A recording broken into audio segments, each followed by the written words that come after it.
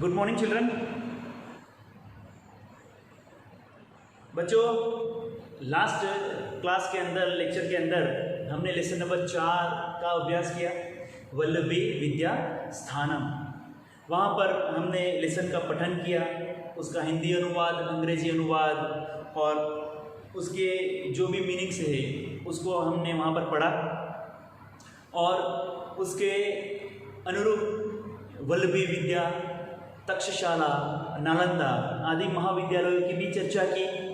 वो कहाँ पर स्थित है, कैसे वहाँ पर विद्या अभ्यास किया जाता था, उसके आचार्य कौन कौन थे, कितने विद्याओं का वहाँ पर अध्यापन कार्य किया जाता था, उसकी हमने चर्चा की और उसका अभ्यास कार्य भी हमने पूर्ण किया। तो बच्चों, आज एक नए लेसन के साथ यहाँ पर मैं प्रस्तुत हुआ हूँ, लेसन नंबर 5, जिसका नाम है सुभाषित वैभव। सु प्लस भाषित, सु प्लस भाषित, यानी कि सु का मतलब होता है अच्छा और भाषित का कहा हुआ, बोला गया, यानी कि कहा हुआ या बोला गया, अच्छा कहा हुआ या अच्छा बोला हुआ, यह उसका अर्थ होता है। तो आज हम ऐसे ही सुभाषितों की चर्चा यहाँ पर करेंगे। तो सबसे पहले हम देखते हैं संस्कृत साहित्य में जो बड़े काव्य होते हैं, in Sanskrit largest poem called by mahakavya. Sanskrit का साहित्य के अंदर जो बड़े काव्य होते हैं, जैसे कि सबसे पहले याद रखने की बात है कि संस्कृत, हमारी भारतीय संस्कृत के अंदर 2 ही महाकाव्य है, एक रामायण और महाभारत। ये 2 जो है वह काव्य है, रामायण और महाभारत, ये महाकाव्य के रूप में। तो जो बड़े महाकाव्य है उसे महाकाव्य ही कहा जाता है। जो बड़े पोएम जो होते हैं, बड़ी बड़ी कविताएं जो होती है, उसे महाकाव्य कहा जाता है। और स्मॉल पोएम कॉल बाय मुक्तक, और छोटे छोटे काव्य जो होते हैं, जो 1 पंक्ति के होते हैं, 2 पंक्ति के होते हैं, वो छोटे छोटे काव्य होते हैं, उसे मुक्तक कहा गया है। तो ये जो छोटे छोटे मुक्तक जो भी है ना, वो बहुमूल्य मोती के रूप में होते हैं। उसकी भी गुणवत्ता और उसके भी गुण, उसके भी आदर्श, उसके भी संस्कार उस पंक्तियों में दिए गए होते हैं, जो हमारे जीवन के लिए बहुत ही उपयोगी होता है।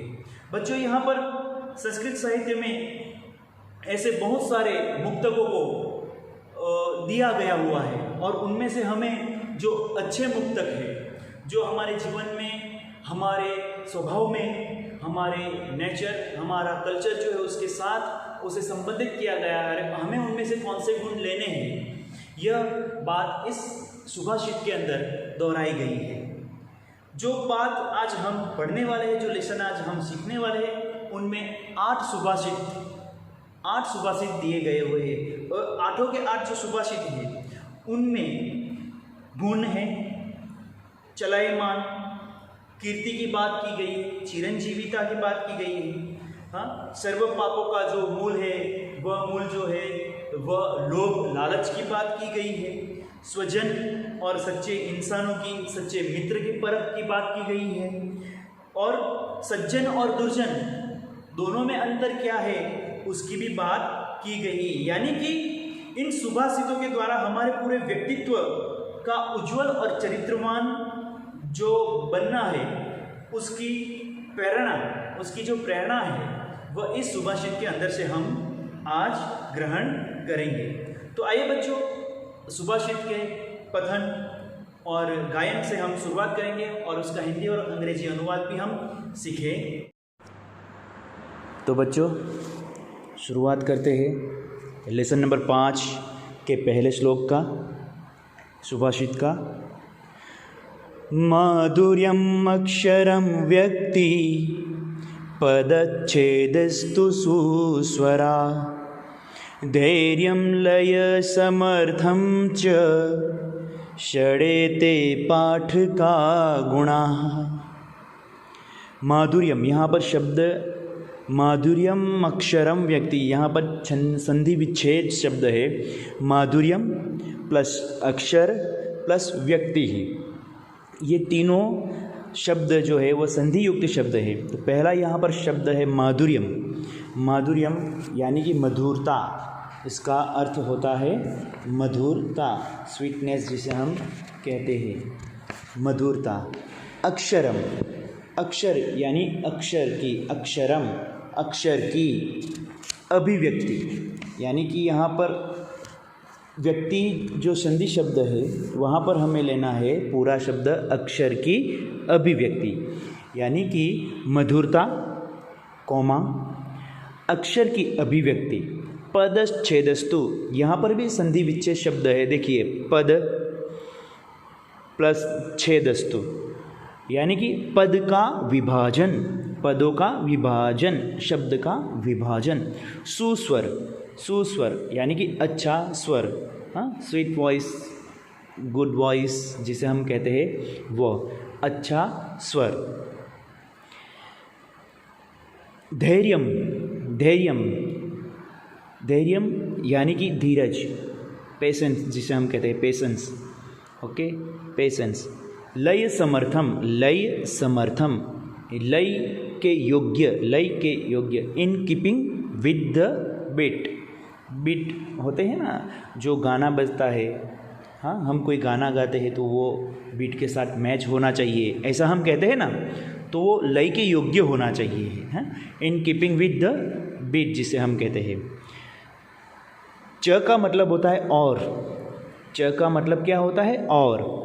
षडेते, षडेते यानी कि ये 6 जो गुण है यहाँ पर बताया है, क्या कौन से 6 गुण बताया है? मधुरता, अक्षर की अभिव्यक्ति, पदों का विभाजन, अच्छा स्वर, सुस्वर, अच्छा स्वर, स्वीट वॉइस जिसे हम कहते हैं, हाँ,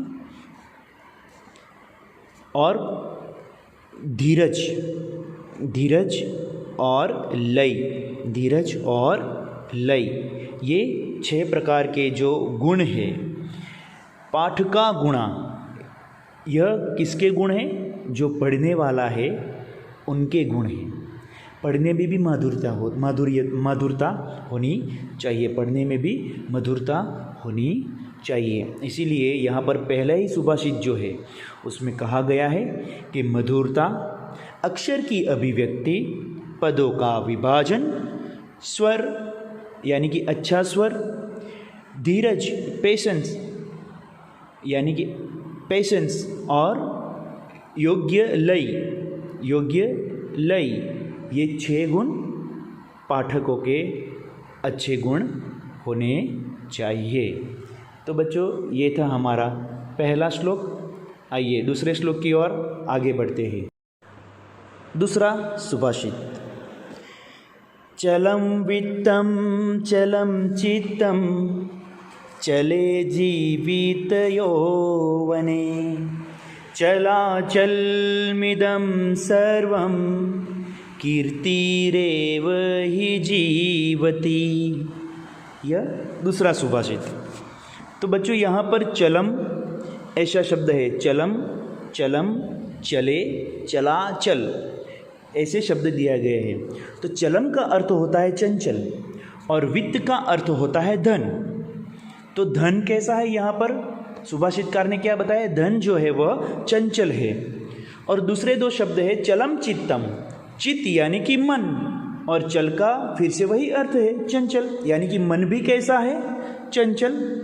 चले जीवित यौवने, चले जीवित यौवने यानी कि हमारी ये जो युवानी है और ये हमारा जीवन है, जीवित यौवन है, हाँ जीवन, और हमारी ये जो युवानी है वह भी कैसी है? चंचल है। वह भी कैसी है? चंचल है। चलाचलमिदं सर्वे, सर्वे यानी कि सब, यह सब। चलाचलमिदं, चलाचलमिदं का होता है आना और जाना, आना और जाना, यानी कि आते जाते रहने का जो काम करता है वह, आते जाते रहने का जो काम करता है वह। गुजराती में जिसे कहते हैं आव जाव करनारू, ऐसा हम कहते हैं ना, वह। चलाचलमिदं सर्वे, हाँ यह सब कैसा है? आना और जाना, ऐसा है। भाई आज है तो कल नहीं है। धन पैसा आज है, पैसा कल नहीं है। आज मन हमारा शांत है तो कल मन क्रोधित भी हो, किसी और की तरफ लालच भी कर सकता है। यानी कि ये सब आना और जाना ये करने की क्रिया वाले हैं। कीर्ति रे वही जीवते, तो भाई सच में कौन अच्छी तरह से जी सकता है? तो कीर्ति ही प्लस एव, यहाँ पर कीर्ति रेव शब्द है ना, कीर्ति ही प्लस एव, जिसके पास कीर्ति है, हाँ कुछ करने की कीर्ति है, हाँ यश है, वही जी सकता है। बच्चों ये हमारे दूसरे सुभाषितकार में धन को लेकर, मन को लेकर, जीवन और युवानी को लेकर और कीर्ति को लेकर जो बात की है वो बहुत ही अच्छी तरह से सुभाषितकार ने बताई है। तीसरा सुभाषित, मक्षिकाः वर्णमिच्छन्ति धनमिच्छन्ति पार्थिवा, नीचा कलमिच्छन्ति शांतिमिच्छन्ति साधव। यहाँ पर जो शब्द बताया है इच्छन्ति, यानी कि इच्छा रखना, तो सबसे पहले कौन किस प्रकार की इच्छा रखते हैं वो हम देखते हैं। मक्षिकाः, ये बहुवचन शब्द है। मक्षिकाः यानी कि मक्खियाँ, मक्खियाँ, हाँ। वर्णम, व्रणम, व्रण, व्रण और वर्ण ये दोनों शब्द हमें उच्चारण की दृष्टि से थोड़े बहुत एक जैसे लगते हैं, थोड़े बहुत एक जैसे लगते हैं, थोड़े बहुत एक जैसे लगते हैं कि व्रण, व्रण यानी कि जख्म, जख्म, घाव, हाँ हमें चोट लग जाती है तो घाव उभरता है ना। तो मक्खियाँ क्या करती है, उस घाव पर आकर बैठती है, हाँ। यानी कि मक्खियाँ जो होती है वह घाव को, जख्म को ही इच्छती है, उसे वही अच्छा लगता है।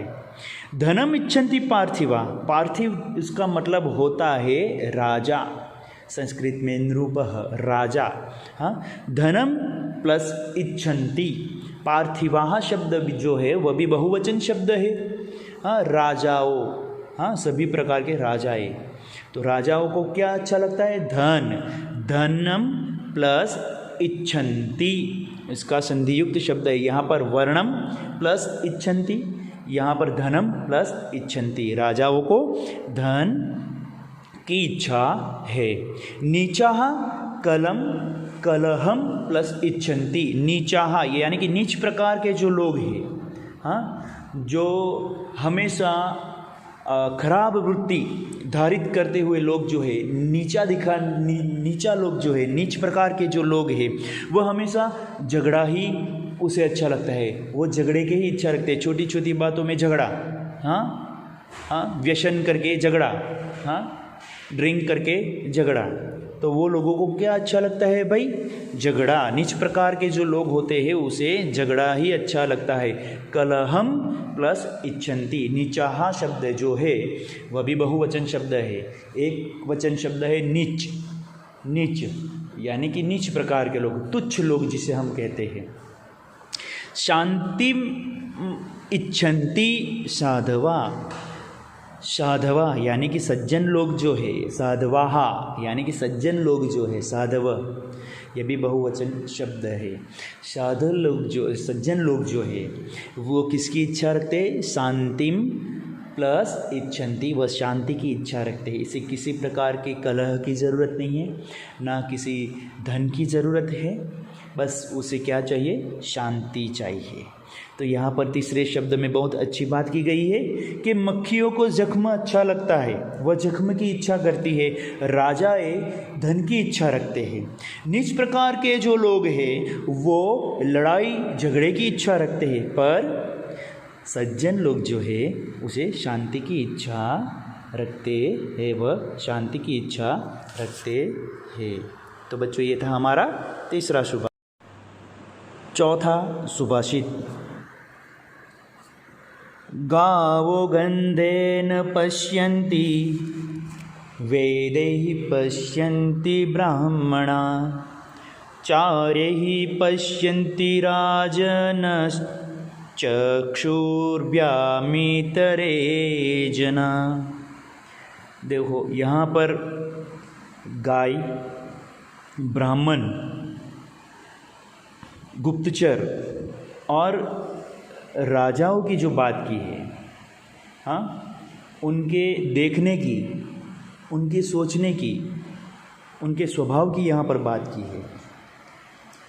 तो यहाँ पर गाओ, गाओ शब्द का अर्थ होता है गाय, हाँ, गाय। गंधेन शब्द जो है यानी कि स्मेल जिसे हम कहते हैं इंग्लिश में स्मेल, उसे गंध, वह गंध के द्वारा हर चीज़ को परखती है। यानी कि उसे कोई चीज़ अगर देखती है तो सबसे पहले वो उसे सूंघती है, यानी कि वो गंध के द्वारा उसे पहचानती है, देखती है। वेदे ही पश्यन्ति ब्राह्मणा, हाँ, वेदों की यहाँ पर बात की है। ब्राह्मण लोग जो है वेदों के द्वारा देखते हैं, यानी कि उसके जीवन में वेदों का बहुत बड़ा महत्व है। यानी कि ब्राह्मण जो है, हाँ, ब्राह्मणा शब्द जो है वह बहुवचन शब्द है, इसीलिए ब्राह्मणा पश्यन्ति का उपयोग किया गया है, थर्ड पर्सन बहुवचन रूप, हाँ, थर्ड पर्सन बहुवचन रूप का उपयोग किया गया हुआ है। तो ब्राह्मण लोग जो होते हैं वह वेदों के द्वारा देखते हैं। चारे ही पश्यन्ति राजन, राजन जो है यानी कि राजा लोग जो है वह गुप्तचर, अपने गुप्तचर रखे हुए होते हैं, है ना, उसके द्वारा वह देखते हैं। राजा लोग जो है वह गुप्तचर के द्वारा देखते हैं। क्षुभ्यार मितरे, हाँ, क्षुभ्यः प्लस मितरे जनाः, हाँ, इतर शब्द है, इतर शब्द यहाँ पर है, क्षुभ्याम प्लस इतरे, हाँ, जो दूसरे लोग जो है, हाँ, यानी कि आम लोगों की बात की है, हमारे जैसे सामान्य लोगों की बात की है, वह अपनी दो आँखों से ही देखते हैं। यानी कि उसके देखने का तरीका अलग अलग होता है। गाय को पहचानने के लिए उसकी मानसिक शक्ति की और जो चीज़ उसे अच्छी लगती है वो उसके गंध के द्वारा, स्मेल के द्वारा वो देखती है। ब्राह्मण लोग जो होते हैं वो वेदों के द्वारा पहचानते हैं, देखते हैं। हाँ, राजा जो होते हैं वो अपने गुप्तचर रखे हुए होते हैं, यानी कि गुप्तचर के द्वारा सारी जो इन्फॉर्मेशन है वो हासिल करते हैं। और आम लोग जो है बस अपनी आँखों के द्वारा देखते हैं, वो ज़्यादा सोचते नहीं। इसीलिए कहा है कि गाय गंध के द्वारा देखते हैं, ब्राह्मण वेदों के द्वारा देखते हैं, राजा अपने गुप्तचर जासूस के द्वारा देखते हैं, और आम लोग जो होते हैं, दूसरे लोग जो होते हैं, सामान्य लोग जो होते हैं, अपने दो आँखों के द्वारा ही देखते हैं। ये था हमारा चौथा श्लोक। पांचवा सुभाषित। दारिद्र्याय धनं देयं ज्ञानं देयं जडाय च पिपासिताय पानीयं क्षुधिताय च भोजनम। बच्चों, यहाँ पर चतुर्थ विभक्ति जो है संप्रदान, उसका उपयोग किया गया है। दारिद्र्याय, गरीबों को, हाँ, को के लिए ऐसा उसका चिन्ह है ना, तो गरीबों को, दारिद्र्याय का मतलब होता है गरीबों को। देयम, यहाँ पर देयम शब्द है यानी कि देना चाहिए। हाँ, क्या देना चाहिए? गरीबों को धनम, धन देना चाहिए। ज्ञानम देयम जड़ाय च, जो जड़ है, अज्ञानी जो है, हाँ, जड़ पत्थर के समान जो लोग हैं, हाँ, अज्ञानी लोग जो है, जड़ाई का मतलब होता है अज्ञानी, उसे ज्ञान देना चाहिए, उसे ज्ञान देना चाहिए। पिपासिताय पानीयम, पिपासु यानी कि जो प्यासे हैं, जो प्यासे लोग हैं, उसे पानी देना चाहिए।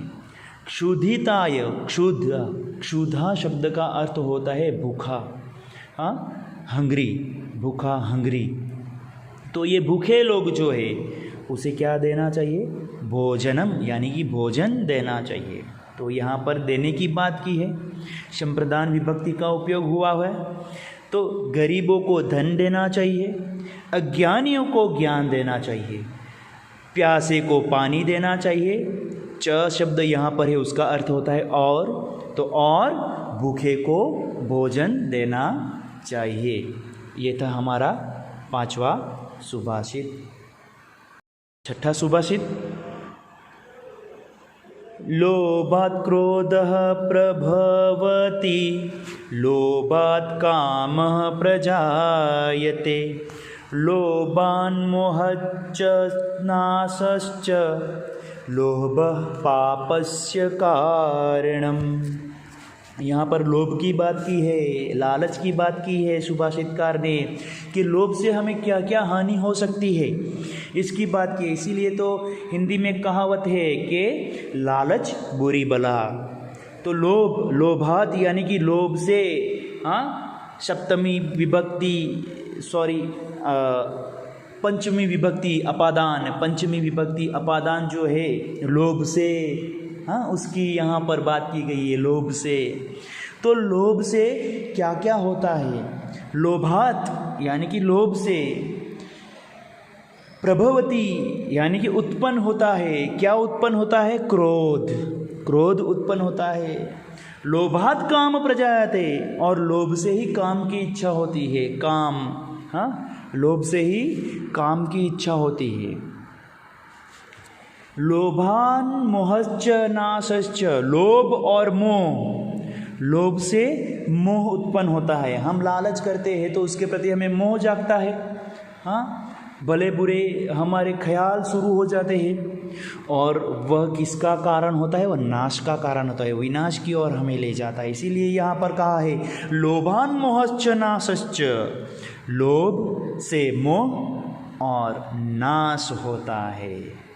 लोभः पापस्य कारणम, लोभ पापस्य, यहाँ पर पापस्य शब्द है, स्य नोनी नूनानी षष्ठी विभक्ति जो है संबंध, लोभ पाप का कारण है। लोभ पाप का कारण है, यानी कि लोभ से क्रोध उत्पन्न होता है, लोभ से काम पैदा होता है, उसका जन्म, काम का जन्म होता है। लोभ से मोह और नाश होता है, और लोभ ही पाप का कारण होता है। तो बच्चों, ये था हमारा 6ठा सुभाषित। सुभाषित, तक्षकस्य विषं दन्ते, मक्षिकायाश्च मस्तके, वृश्चिकस्य विषं पुच्छे, सर्वांगे दुर्जनस्य तत्। बहुत ही अच्छी बात की है यहाँ पर। तक्षक, तक्षक जो होता है यह एक प्रकार का नाग, यानी कि जहरीला सांप जो है, नाग, उसका नाम है तक्षक। संस्कृत में तक्षक शब्द यानी कि एक प्रकार का नाग। नाग का विष यानी कि जहर जो होता है वह अपने दांतों में होता है, दांत, नाग के दांत होते हैं ना, उसमें होता है। मक्षिकायाश्च मस्तके, मक्खियों का जहर उसके मस्तक में होता है, माथे के अंदर होता है। मस्तक शब्द यहाँ पर है, माथा, सिर हमारा, उसमें होता है। वृश्चिकस्य विषम पुच्छे, वृश्चिक का होता है स्कॉर्पियन, बिच्छू जिसे हम कहते हैं, बिच्छू। तो बिच्छू का जहर किस में होता है? उसकी पूंछ के अंदर होता है। आपने अगर बिच्छू को देखा हो तो उसकी थोड़ी सी लंबी सी पूंछ होती है और ऐसे थोड़ी सी टेढ़ी होती है, और दो दांत के समान पूंछ उसकी अणीदार होती है ना, तीक्ष्ण होती है। तो वो अगर हमें डस लेता है तो उसका जहर हमारे शरीर के अंदर चला जाता है। वृश्चिक शब्द जो है संस्कृत शब्द है, इंग्लिश शब्द है स्कॉर्पियन, एंड गुजराती शब्द वीछी, और हिंदी शब्द बिच्छू। तो बिच्छू का जहर जो है वो उसके पूंछ के अंदर होता है। पर दुर्जनस्य, दुर्जन लोग जो होते हैं, बुरे लोग जो होते हैं, सर्वांगे, तो उसके तो सभी अंग में जहर भरा हुआ होता है, वो उसका सभी अंग जो होता है वो जहरीला होता है। तो बहुत अच्छी बात की है। सर्वांग शब्द का अर्थ है सभी प्रकार के हमारे सभी अंग। हाँ, तो यहाँ पर कहा गया कि नाग का जहर जो है उसके दांतों में होता है, मक्खी का जहर उसके मस्तक में होता है, बिच्छू का जहर उसके पूंछ में होता है, किंतु दुर्जन लोग जो होते हैं उसका जहर तो उसके अंग अंग में होता है। तो बच्चों ये था हमारा 7वां श्लोक। 7वां बच्चों हमारा 8वां सुभाषित और अंतिम सुभाषित चैप्टर नंबर 5 का। उत्सवे व्यसने चैव दुर्भिक्षे शत्रुविप्लवे राजद्वारे श्मशाने च यस्तिष्ठति स बांधवा। बहुत ही अच्छी बात की है यहाँ पर कि उत्सव यानी कि उत्सव के दौरान, उत्सव में व्यसन का मतलब होता है व्यसने यानी कि संकट। संकट जो है संकट, व्यसन का मतलब होता है संकट, मुश्किली। हाँ, संकट मुश्किली। दुर्भिक्ष यानी कि आपत्ति का समय। हाँ, आपदा जो होता है, दुर्भिक्ष दुष्काल होता है ना, दुष्काल। हाँ, जहाँ पर कभी ऐसा वक्त आता है, काल आता है जो पानी ना हो, खाने के लिए अन्न ना हो, लोग भूखे मर रहे हो, तो वो दुष्काल का समय होता है, यानी कि बुरा वक्त, बुरा वक्त जिसे हम कहते हैं। तो ऐसे समय में शत्रु विप्लवे, शत्रुओं के द्वारा, विप्लव यानी कि युद्ध, शत्रुओं के द्वारा युद्ध के समय में, राजद्वारे यानी कि राज दरबार में, श्मशाने मतलब श्मशान में, यह तिष्ठति, यह तिष्ठति यानी कि जो खड़ा रहता है, जो खड़ा रहता है, स बांधव वही भाई है, वही भाई है, मित्र है। तो यहाँ पर बहुत ही अच्छी बात की गई है कि भाई सच्चा मित्र, सच्चा भाई कौन है। बच्चों गुजराती में एक पंक्ति है, एक बहुत ही अच्छा एक सुभाषित ही है कि मित्र एवो शोधवो, मित्र एवो शोधवो जे धाल सरीखम थाय, मित्र एवो शोधवो जे धाल सरीखम थाय, सुखमा पाछળ પડી રહે અને દુઃખમાં આગળ થાય। મિત્ર તો મિત્ર આવો હોવો જોઈએ કે ભાઈ જે संकट समय अपनी समक्ष ढाल बनकर वो खड़ा रहे, हमारे बीच में वो ढाल बनकर खड़ा रहे, हमारी और मुसीबत आने ना दे, वो हमारी मुसीबत अपनी मुसीबत समझकर वो अपने ऊपर ले ले। सुख का उसे कोई मोह नहीं है, वह हमारे पास करोड़ों रुपए हो तो उसको उसका मोह नहीं होना चाहिए, पर हम जब संकट में हो, हमारे पास, हम जब मुश्किल में होते हो, तब हमारी जो मदद करता है वही सच्चा मित्र होता है। तो यहाँ पर यही बात की है कि जो व्यक्ति उत्सव में, संकट में, हाँ दुष्काल के समय, शत्रुओं के साथ युद्ध के दौरान, राज दरबार में और श्मशान में जो हमारे साथ खड़ा रहता है वही भाई है, वही सच्चा मित्र है। तो बच्चों ये था हमारा लेसन नंबर 5 सुभाषित वैभव। तो उसके 8 जो सुभाषित है, 8 जो सुभाषित है उसका आज हमने अध्ययन किया, हिंदी अनुवाद, इंग्लिश मीनिंग्स के साथ। तो उसका अभ्यास कार्य भी हम देखेंगे नेक्स्ट क्लास के अंदर। तब तक के लिए घर पे रहे, सुरक्षित रहे। धन्यवाद।